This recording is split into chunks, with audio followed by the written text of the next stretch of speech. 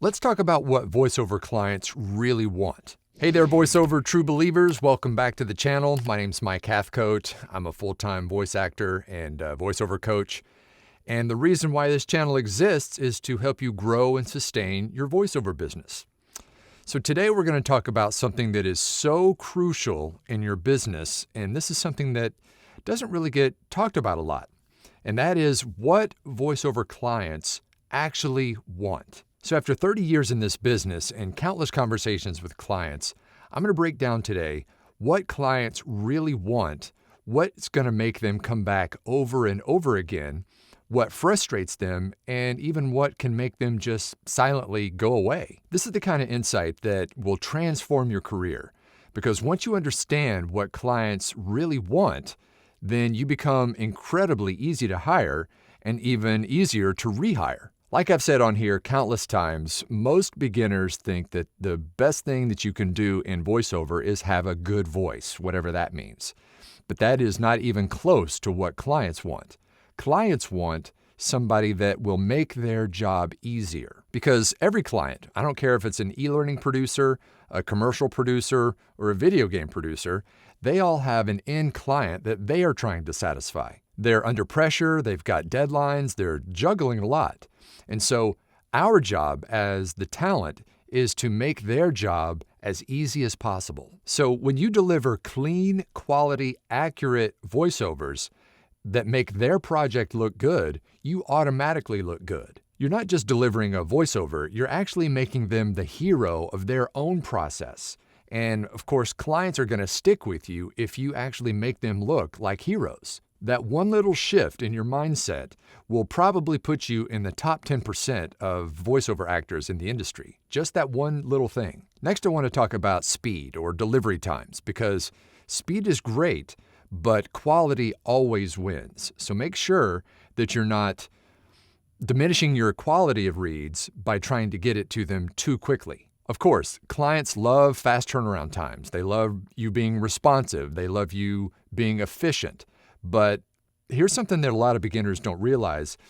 Speed means nothing if the accuracy of the job suffers. One of the fastest ways to frustrate a client and risk the chance of getting hired again is delivering something quickly, but having lots of mistakes in that delivery. Everything from mispronunciations to not following directions, maybe even labeling the file incorrectly, or having a slate or not having a slate. Those are all things that are going to cause extra time, and that extra time is really going to frustrate your client. Then the client has to send the file back to you, explain what the problem is, you have to redo the file, and then sometimes it can actually lead to additional mistakes, and that just can snowball into a big problem. So here's the simple rule.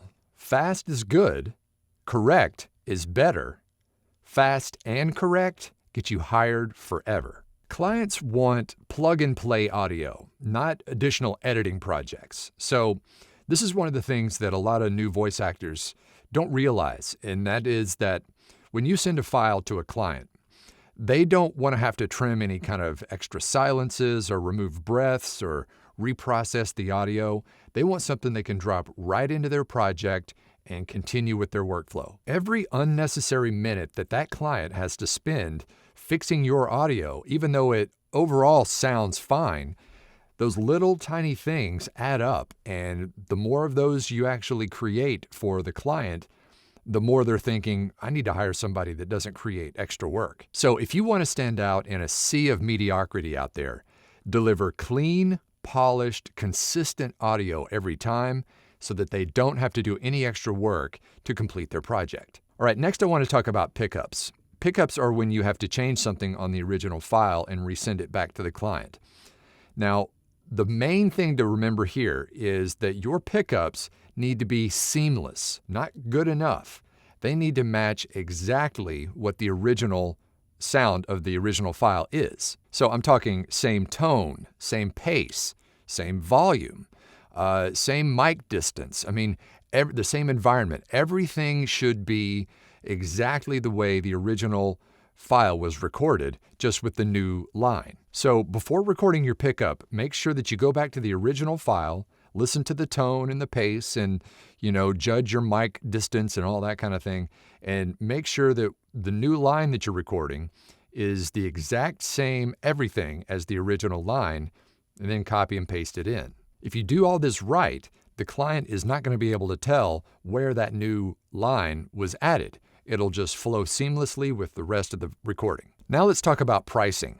And pricing obviously can be all over the board, but here's something that clients publicly never really say. And that is that if you price yourself too low, clients assume that there's going to be a problem. When you price yourself too low, what you're telling the client is that you don't have enough experience, that you don't have confidence, that the quality might be questionable. These are all signals that tell the client that maybe I need to look for somebody else. But now here's the flip side. Charging a lot more doesn't necessarily make you seem more desirable either. You need to find the balance of a good, fair price for both parties involved for the quality that you provide. Clients aren't necessarily looking for the cheapest out there. They're also not impressed with kind of, unjustified higher prices. What they're looking for is consistency, clarity, and professionalism. So your price communicates who you are before you even speak a word. Next up is communication. Communication with clients is key. If you respond quickly, if you respond and ask clarifying questions, or you notify them immediately if there's a change, and you stay in that constant communication with the client, they are going to be so appreciative of that and most likely are going to hire you again. I like to use the phrase under-promise and over-deliver. So what that means is that, let's talk about maybe delivery times. Let's say you think you can get this project done in one day, 24 hours. Then maybe you promise to the client 48 hours.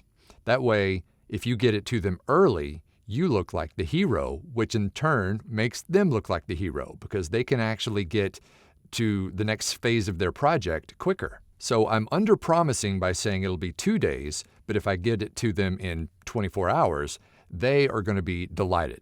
Clients want a partner or a collaborator, not just a performer.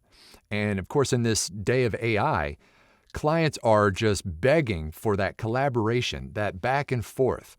I've got a directed session later today, and I always look forward to directed sessions because there is that back and forth in real time where you collaborate on the project, and everyone's goal is to get to the best solution possible. I have clients that I've been with for years and years, and the reason why they keep coming back is because I'm responsive, I deliver quality, I'm a good partner for them or collaborator, and that is how you build a sustainable long-term career. Clients want to hire people who care about what the final project sounds like, someone who has attention to detail, someone who will make the process smoother and, really anticipate any problems that might pop up so that you can sidestep those and really make the project flow smoothly. So in short, clients want professionals. They want to hire someone who is going to make their job easier.